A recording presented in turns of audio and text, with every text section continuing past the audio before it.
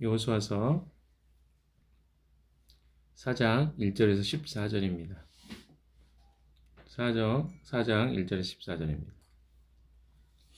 제가 한 절 여러분이 읽겠습니다. 온 땅이 모두 요단강을 건넜을 때 주님께서 여호수아에게 말씀하셨다. 너는 백성 가운데서 각 지파마다 한 사람씩 12사람을 뽑아서 세워라. 그리고 그들에게 제사장들의 발이 굳게 선 그곳 요단강 가운데서 돌 12개를 가져다가 오늘 밤 그들이 머무를 곳에 두라고 하여라. 여호수아는 이스라엘 자손 가운데서 각 지파마다 한 사람씩 세운 그 12사람을 불러서 그들에게 말하였다.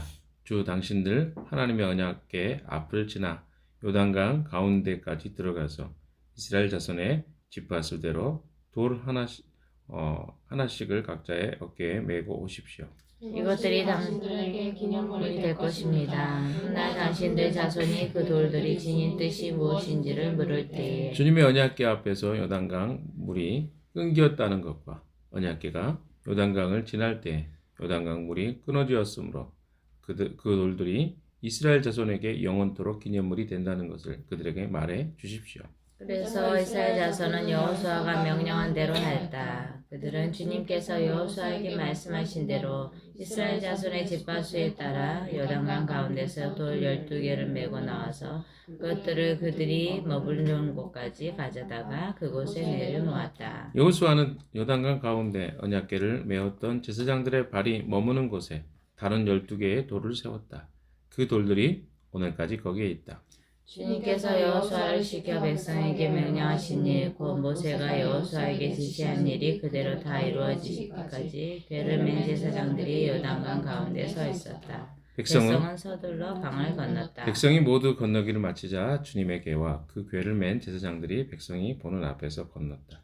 루벤 자손과 갓 자손과 므낫세 반쪽 지파는 모세가 그들에게 지시한 대로 이스라엘 자손보다 앞서서 무장하고 건넜다. 약 4만 명이 되는 이들은 무장을 하고 주님 앞에서 전투를 벌이려고 여리고 평원으로 건너갔다.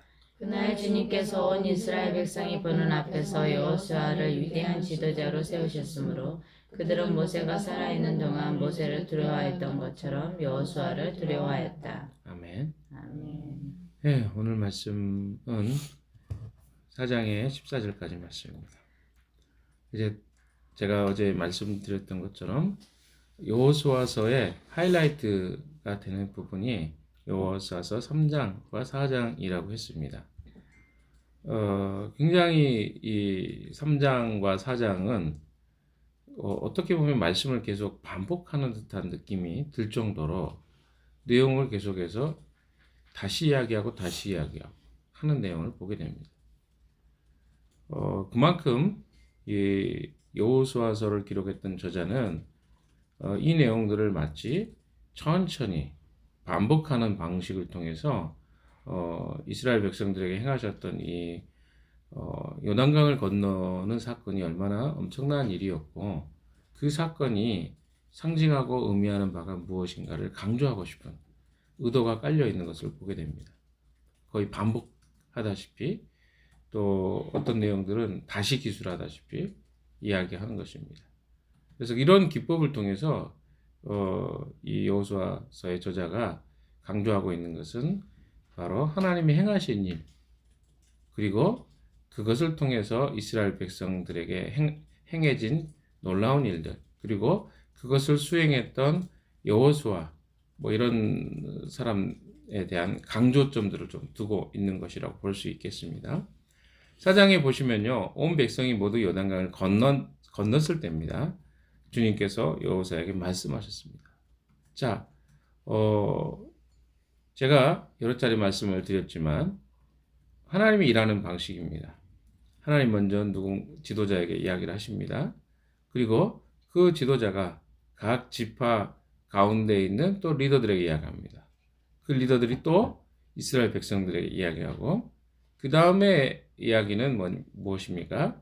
그 일들을 이스라엘 백성들이 실제로 행하는 것입니다. 이런 방식으로 이스라엘의 구원의 역사가 이루어지고 있는 것들을 보게 됩니다. 그래서 여러분이 잘 기억하셔야 돼요. 무엇에 대해서 기억할 필요가 있냐면 그리스도인의 삶은 기본적으로 하나님이 우리에게 말씀하시는 것을 듣는 것으로부터 시작됩니다. 듣고 그리고 그것을 우리 삶에 행하는 것까지가 믿음의 삶이라는 것. 듣지 않으면 그 말씀을 행할 수가 없기 때문에 그렇습니다. 그래서 4장 1절에 이야기한 것처럼 주님께서 여호수아에게 말씀하십니다. 자, 뭐라고 말씀하셨는지 2절, 3절 한번 같이 읽어보도록 하겠습니다. 시작. 너는 백성 가운데서 각 지파마다 한 사람씩 12사람을 뽑아서 세워라. 그리고 그들에게 제사장들의 발이 굳게 선 그곳 요단강 가운데서 돌 12개를 가져다가 오늘 밤 그들이 머무를 곳에 두라고 하여라. 자, 여기 보시면 묘지는 이렇습니다. 각 지파마다 한 사람씩 세우고 그 사람들이 제사장들의 발이 서 있는 그곳에서 그곳 요단강 가운데서 돌 12개를 가져다가 그들이 머무는 그날 그들이 머무는 곳에 두라고 이야기합니다. 자, 아직 여러분이 뭐 헷갈릴 수 있는데요. 요단강은 지금 갈라진 상태입니다. 그러니까 돌을 찾기가 그렇게 어렵지 않아요. 저도 처음에는 물속에서 어떻게 돌을 찾나 이렇게 고민을 했는데 그게 아직 지금 요단강에 사람들은 건넜지만 제사장들은 거기 서 있거든요. 그러니까 돌을 찾기 쉽죠. 그래서 아마 기념비가 될 만한 돌들을 거기서 찾은 것 같아요. 그리고 그들이 머무는 곳에 그것을 두라는 것입니다. 처음에는 이렇게 이야기하지만 실제로는 아마 2개씩을 돌을 아마 찾으라고 한 것 같아요. 9절을 한번 보십시오. 시작. 여호수아는 요단강 가운데 언약궤를 메었던 제사장들의 가문이 머물렀던 곳에 다른 12개의 돌을 세웠다. 그 돌들이 오늘까지 거기에 있다. 그러니까 2개가 있죠. 하나는 무엇입니까? 예, 요단강 그 제사장들이 발을 딛고 서 있었던 아마 요단강 저 동편이겠죠. 서편이 아니라 그쪽에다 돌을 세워서 경계비를 세우라는 거죠. 왜? 그게 하나의 기념비인 거죠. 하나님 이곳에서 우리를 건너게 하셨다. 라고 하는 기념비를 거기다 세운 것입니다. 또 하나의 돌을 세우라고 했으니까요. 또 하나의 돌은 어디입니까? 길갈에 세워지죠. 그들이 머물렀던 곳. 그래서 길갈에 또 하나 12개. 그러니까 이 두 개의 기념비를 세웁니다. 그래서 어때요? 그것을 기억하게 하는 목적으로 오늘 내용이 상당히 중요한 것이 하나님이 행하셨던 이 일을 어떻게 하는 거예요? 기념하라는 거예요. 그게 굉장히 중요한 오늘 메시지입니다. 기념하는 일이 왜 이렇게 중요할까요? 나머지는 다 어떻게 선택하라는 겁니다. 자, 4절도 한번 봅시다. 한번 나중에 결론으로 그 이야기를 기념비가 왜 의미가 있는가는 결론으로 이야기하겠습니다.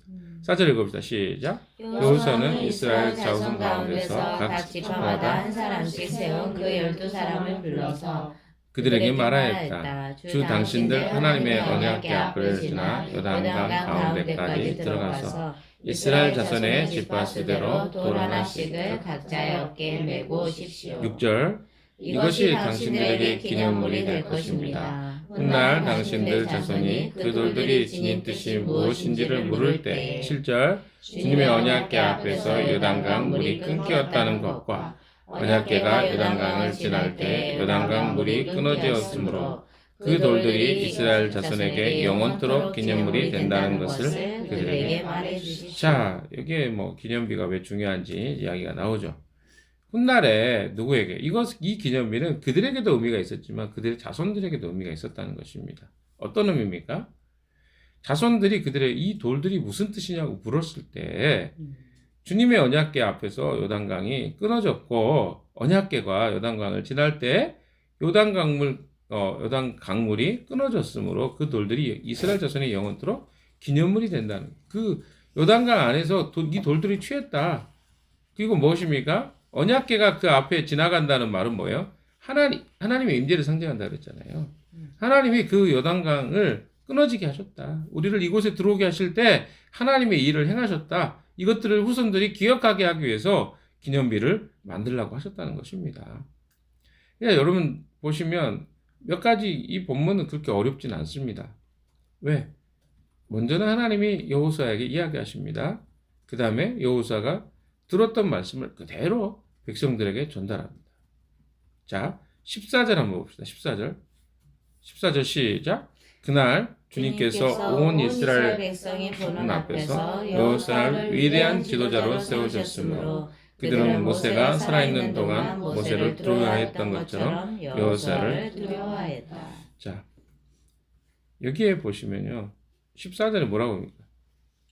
여호수아를 위대한 지도자로 세우셨다. 그들은 모세가 살아있는 동안 모세를 두려워했던 것처럼 여호수아를 두려워했다. 지도자의 리더십은 어디서 옵니까? 여러분 보십시오. 지도자의 리더십은 어디서 와요? 하나님으로부터.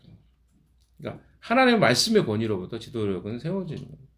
여러분 잘 보십시오. 오늘 내용이 그거잖아요. 하나님 말씀하십니다. 그 하나님 말씀에 대해서 바르게 이스라엘 백성들에게 가르쳐 줍니다. 그리고 그 가르쳤던 내용들이 사실로 이루어집니다. 그러면 뭐가 세워져요? 리더십이 세워지는 거예요. 그러니까 하나님이 이 여호수아에게 리더십을 주시는 방식입니다.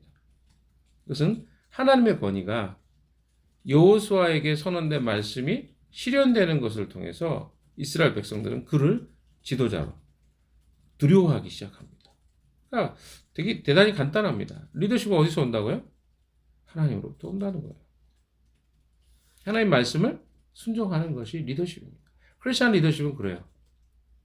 철저하게 하나님의 말씀, 하나님이 가르쳐 주신 것을 순응하고 순종하는 자들에게 하나님 리더십을 수여해 주시는 것입니다. 그러니까 세상이 말하는 그런 뭐랄까요? 세상이 말하는 리더십과 크리스천 리더십은 좀 달라요. 완전히 다르죠. 세상의 사람도 자기의 힘을 보여주는 거예요. 요즘에 선거철이 되니까 선거 때마다 저는 느낍니다. 아, 인간이 참 무섭다. 어떤 분이 무섭냐면 자기 자신이 대단한 사람인 것처럼 이야기를 해야 사람들이 따라요. 뭐 예를 들어서 학벌이 어땠고 자기가 살아온 길이 어땠고 그러면 사람들은 거기에 대해서 어때요? 수긍합니다. 이게 바로 인간의 리더십이 세워지는 방식이죠. 그러나 하나님의 리더십은 어떻습니까? 철저히 하나님의 말씀으로부터 권위가 주어지고 그 말씀이 실현되는 것을 통해서 하나님이 그 사람과 함께 한다는 사실을 사람들 모두가 다 공동체가 인정하게 되는 것입니다. 그래서 여러분이 하나님의 사람들로 리더가 되기를 원한다면 철저히 기억해야 될 것은 그 리더십은 하나님으로부터 오는 것입니다.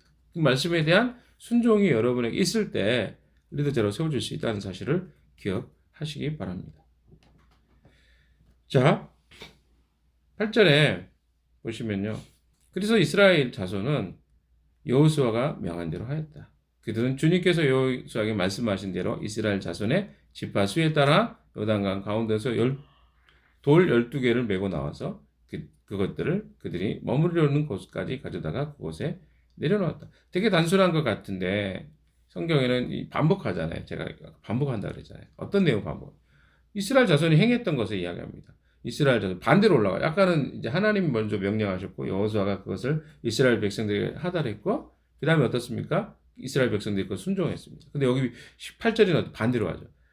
반대로 설명합니다. 그래서 이스라엘 자손은 여호수아가 명한 대로 하였다. 그렇죠? 이스라엘 백성들이 여호수아가 명한 대로 했다. 그들은 주님께서 여호수아에게 말씀하신 대로 반대로 쭉 설명이 되죠. 굉장히 강조하고 있는 거예요. 이렇게 정순으로 갔다가 역순으로 갔다가 이스라엘의 자손의 지파수에 따라 요단강 가운데 돌 12개를 메고 나와서 그대로 하나님 하라는 대로 한 거잖아요. 그걸 반대순으로 지금 설명하고 있는 거예요. 그것들을 그들이 머물려는 곳까지 가져다가 그곳에 내려놨다. 이게 그리스도인의 삶입니다. 뭐예요? 하나님 말씀하신 거 그대로 순종하는 거예요. 순응하는 거예요. 근데 이게 어렵죠? 순응하는 게 제일 어렵습니다. 인간에게. 왜? 인간의 그 죄된 DNA가 뭐냐면 순응하고 싶지 않은 거예요. 하라면 안 하는 것. 왜 그렇게 해야 돼요? 하는 것이 사실은 다 죄성입니다. 근데 우리는 그것을 좀 포장하죠. 그러나 엄밀하게 따지면 하나님의 말씀 앞에는 우리는 반박할 어떤 것들도 사실은 없습니다. 9절 한번 읽어볼까요? 시작. 여호수아는 요단강 가운데 언약궤를 메었던 제사장들의 발이 머물렀던 곳에 다른 12개의 돌을 세웠다. 그 돌들이 오늘까지 거기에 있다. 네. 제사장들이 머물렀던 곳에 또 다른 돌 12개를 취해서 그곳에 했다는 거죠. 근데 지금 남아있는지 모르겠어요. 아마 안 남아있을 겁니다. 지금은. 너무 시간이 오래 지나가지고. 1500년 전이니까. 아니, 1500년 아니 3500년 전이잖아요, 이게. 자, 10절도 읽어봅시다. 시작. 주님께서 여호수아를 여호수아를 시켜 백성에게 명령하신 일 곧 모세가 여호수아에게 지시한 일이 그대로 다 이루어지기까지 괴를 맨 제사장들이 요단강 가운데 서 있었다. 백성은 서둘러 강을 건넜다. 자, 여기서 굉장히 중요한 핵심입니다. 주님께서 여호수아를 시켜 백성에게 명령하신 일, 곧 모세가 여호수아에게 지시한 일이 그대로 다 이루어지기까지 괴를 맨 제사장들은 요단강 가운데 서 있었다. 이게 무슨 말입니까? 그러니까 모든 백성이 지금 뭐 하고 있는 거야? 하나님의 말씀에 순응하고. 여러분, 가나안 땅에서의 이 전쟁은요, 전부 어떤 이야기냐면 하나님의 말씀에 순응하면 그들이 잘 돼요. 그런데 그대로 하지 않으면요, 반드시 거기에 문제가 생겼어요. 이게 바로 어때요? 이스라엘 백성들의 가나안 땅에 해야 될 아주 중요한 일이에요. 그들이 어떤 그 가나안 땅에 있는 사람들과 싸울 때 힘이 셌냐, 작았냐 이런 이야기는 전혀 안 나와요. 하나님의 말씀에 순응했느냐, 순응하지 않았느냐. 그래서 오늘 또 본문에 그걸 이야기하잖아요. 주님께서 여호수아를 시켜 백성들이 명령하신 일, 이것들이 다 수행되기까지 언약궤를 맨 제사장들은 요단강에 그대로 서 있는 거예요. 하나님의 임재잖아요. 그게 요단강에 서 있는 언약궤는 그 임재가 이스라엘 백성들을 이끌어 간 거죠. 자, 11절도 봅시다. 백성이 모두 건너기를 마치자 주님의 궤와 그 궤를 맨 제사장들이 백성이 보는 앞에서 건넜다. 그렇죠? 그러니까 하나님이 그들에게 늘 앞서 행한 겁니다. 건넜는데 기다리는 거죠. 그러니까 건너기 전에도 하나님이 행하시는 것을 봤고요. 건넌 다음에도 그들은 기다리고 있었어야 돼요. 뭘? 언약궤가 건너오는 것을. 근데 아마 그랬겠죠. 홍해에서 그랬던 것처럼 이 제사장들이 건너오는 곳에 이제 뚝이 다시 헐어지면서 어때요? 물이 흘러나오는 것을 아마 그대로 봤을 것입니다. 그게 바로 뭐예요? 하나님의 위대하심입니다. 자, 12절 시작. 르벤 자손과 갓 자손과 므낫세 반쪽 지파는 모세가 그들에게 지시한 대로 이스라엘 자손보다 앞서서 무장하고 건넜다. 약 3만 명이 되는 이들은 무장을 하고 주님 앞에서 전투를 벌이려고 여리고 평원으로 건너갔다. 여기서 보십시오. 르벤 자손과 갓 자손과 므낫세의 반지파들이죠. 네. 다 반쪽. 아니 반지파가 아니라 르벤 지파는 오른쪽에 있었고요. 갓 자손들의 땅도 오른쪽에 있어요. 므낫세 지파 반지파가 왼쪽에도 서쪽에도 있고 동쪽에도 땅이 있었습니다. 네. 이 지파들이 뭐예요? 모세가 그들에게 지시한 대로. 그러니까 지금 모든 핵심이 뭡니까? 하나님 말씀하신 대로. 하나님이 그의 리더였던 모세가 명한 대로. 그의 리더였던 여호수아가 명한 대로. 이거예요. 그러니까 그 명령이 어떻게 이꼴이 됩니까? 하나님의. 그래서 여기서 하나 또 우리가 짚고 넘어가야 될 것이 있습니다. 여러분, 크리스천 리더십에 우리가 어디에 순응해야 되는가? 여기서 여러분이 오해하시면 이런, 리더의 말은 무조건 순응해야 되는 거. 이렇게 생각할지 모르겠어요. 오늘날 한국교회에, 목사님들에게 이런 게 많더라고요. 목사가 이야기를 하면 하나님의 종이니까 그대로 어떤 말이든 들어야지. 이렇게 생각할 줄 모르겠어요. 여기 이 말을 듣다 보면. 왜? 모세가 하나님의 종이었잖아요. 그러니까 그 말대로 해야 되는구나. 여러분, 그것은요, 모세와 여호수아가 하나님의 말씀에 순종했을 때를 전제로 합니다. 그렇죠? 하나님의 말씀을 가르치고 그 이야기가 하나님의 말씀일 때 우리가 순응하는 거예요. 그냥 아무 말이나 예를 들어서 난 조은아 물 떠와라 뭐 이런 걸 가지고 순응해라 이런 건 아니에요. 근데 우리가 이렇게 헷갈리다 보니까 목사가 이야기하거나 사역자가 이야기하면 그런 것들 헷갈려서 바르지 않는 지키지 않아도 되는 어떤 것들까지 어때요? 이게 문해적으로 뇌가 없는 것처럼 순응하는 사람들이 오늘날 존재합니다. 그렇지 않습니다. 그래서 다시 강조드립니다. 우리가 어떤 지도자와 리더자에 순응할 이유는 그가 하나님의 권위와 말씀의 권위 안에서 이야기하는 것들을 순응하는 거예요. 그것이 아니라고 판단되는 대로도 문해적으로 무조건 따르는 것은 올바르지 않다는 것을 여러분 다시 한번 설명합니다. 그래서 리더의 권위는 어디서 오냐면 이 사람이 이 리더가 어때요? 정말 하나님의 권위 속에서 하나님이 주어진 위임된 권위 속에서 어떤 것들을 이야기하고 가르칠 때 우리는 거기에 100% 순종해야 돼.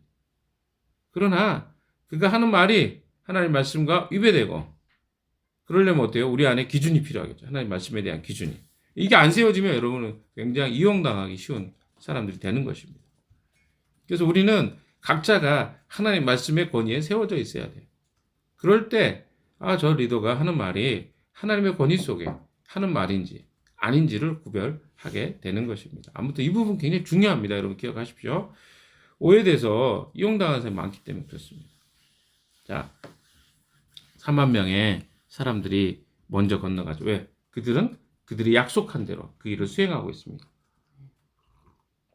마지막 14절 같이 읽어봅시다. 시작. 그날 주님께서 온 이스라엘 백성이 보는 앞에서 여호수아를 위대한 지도자로 세우셨으므로 그들은 모세가 살아있는 동안 모세를 두려워했던 것처럼 여호수아를 두려워했다. 다시 반복합니다. 주님께서 이스라엘 백성이 보이는 앞에서 여호수아를 위대한 지도자로 세우신 거죠. 그러니까 여호수아가 위대한 게 아니었어요. 하나님이 그를 세우셨기 때문에 그가 위대한 건데 우리의 시선은 늘 인간적인 시선은 뭐예요? 보여지는 것이 크잖아요. 그래서 그가 이랬기 때문에 이 사람이 이런 일을 하는 거지라고 봐요.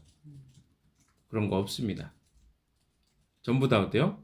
모든 권위는 위로부터 옵니다. 로마서 13장에 나오죠. 모든 권위는 어디서부터 와요? 위로부터 와요. 그러니까 하나님으로부터 온 권위에 대해서 우리는 순응해야 돼요. 그러나 그런 권위가 아니면 순응할 이유가 사실 없는 것이죠. 마지막으로 아까 이제 기념비에 대한 이야기를 좀 하고 마치겠습니다. 기념비가 왜 중요합니까? 우리 인생의 기념비. 제가 중국에 살 때 광개토 대왕 기념비를 여러 번 갔어요. 집안에 있습니다. 중국에는 말로는 지안이라는 곳인데, 집안에 가면 광개토 대왕비가 있어요. 그래서 기념비로 엄청 크게 세워서 13m 정도 됩니다. 돌을 어디서 가져왔는지 모르겠어요. 거기다가 광개토 대왕이 이 업적이나 그런 거, 뭐 땅 경계라든가 이런 게 다 기록돼 있어요. 근데 그게 평지고요. 그러니까 어디서 봐도 그게 보인단 말이에요. 그리고 광개토 대왕 그 기념비가 있는 곳으로부터 얼마 떨어진 몇백 미터 떨어진 곳에 거기 그 광개토 대왕과 장수왕 릉이 있어요. 가보신 분들 알 겁니다. 릉이 엄청나게 커요. 무엇을 의미할까요? 그 왕이 얼마나 위대한 왕이었는가를 기념하는 거예요. 그걸 통해서 어때요? 우리가 벌써 몇 년입니까? 응? 광개토 대왕이 살았던 시기로부터 벌써 거의 1500년, 1600년 이상 지났지만 우리는 여전히 그 사람을 기억합니다. 광개토 대왕이 여기까지 땅을 넓혔구나. 그걸 생각해요. 그래서 거기 와서 사람들이 기념을 하면서 찾고 어때요? 그것을 기억합니다.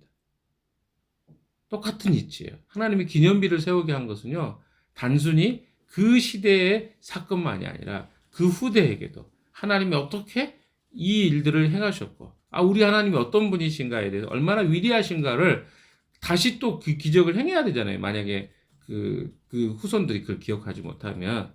그런데 어떻습니까? 기념비를 만들어 놓으면, 여기서 그걸 다 전수가 될 거 아니에요. 구전으로 되든 어떤 기록으로 되든. 그래서 그 후손들에게 하나님이 어떤 분인가를 가르쳐주는 효과가 있는 것이죠. 그래서 우리에게 신앙의 기념비는 굉장히 중요합니다. 내 삶에 신앙의 기념비를 만들어내는 것. 내게 특별한 어떤 사건이 있어요. 그럼 우리는 그걸 어떻게 해야 돼요? 기념비적으로 기억해야 돼요. 왜? 우리는 망각의 존재입니다. 금방 잊어버려요. 그리고 어떻습니까? 또 그런 비슷한 사건들을 추구한다면, 여러분 한번 그 사건이 일어나면 또 그 사건이 없어도 돼요. 왜? 그 사건을 우리가 잘 기억하고 잘 마음속과 삶에 담아둔다면 또다시 어떤 일이 일어나지 않아도 되거든요. 꼭 내게 어떤 일이 일어나지 않아도 됩니다. 그게 바로 성경이 이야기하는 바거든요. 그래서 우리 예수님을 보지 않았습니다. 그러나 예수를 잘 많이 보고 그 분에 대해서 경험하고 느꼈던 사람들에 의해서 우리는 지금 성경을 간접적으로 통해서 예수님이 누군가를 알잖아요. 이런 것처럼 우리 신앙에 기념비와 같은 사건들이 생겼을 때는요, 잘 정리하고 기억하고 기억해 두는 것이 필요합니다. 왜? 그것이 우리의 신앙에 절대적으로 도움이 되기 때문에 그렇습니다. 사랑하는 여러분, 오늘도 우리에게는 주님은 매일 그런 일이 아니지만 어떤 순간에는 기념비적인 사건들을 꼭 하나님은 우리에게 일으켜 주십니다. 뭐 우리에게 더불어 이음교회가 세워진 설립기념일 같은 경우 기념비잖아요. 그래서 그걸 통해서 하나님 우리를 어떻게 인도해 주는가를 돌아보잖아요. 그 기념하는 것들이 중요해요. 그것이 바로 우리가 여기에 존재하는 이유기 때문에 그렇습니다. 그래서 오늘도 또 여러분의 삶 속에 기념비 같은 일들이 생길 수 있습니다. 그래서 이미 생겼던 것들을 다시 한번 여러분 리마인드 할 필요가 있어요. 다시 한번 상기시키고 나는 어떻게 지금 이 자리까지 왔지? 하나님 나를 어떻게 인도해 주셨지? 이것을 힘들고 어려울 때 또 내가 기억해야 될 시간이 될 때 기억하는 것이 우리에게 필요한 삶이라고 저는 생각합니다. 오늘 하루는 좀 하나님 나를 어떻게 이 자리까지 인도해 주셨는지 좀 상기해보고 돌아보고 감사하고 고백하는 그런 하루의 시간이 되시기를 또 주님의 이름으로 축원합니다. 예, 같이 기도하겠습니다.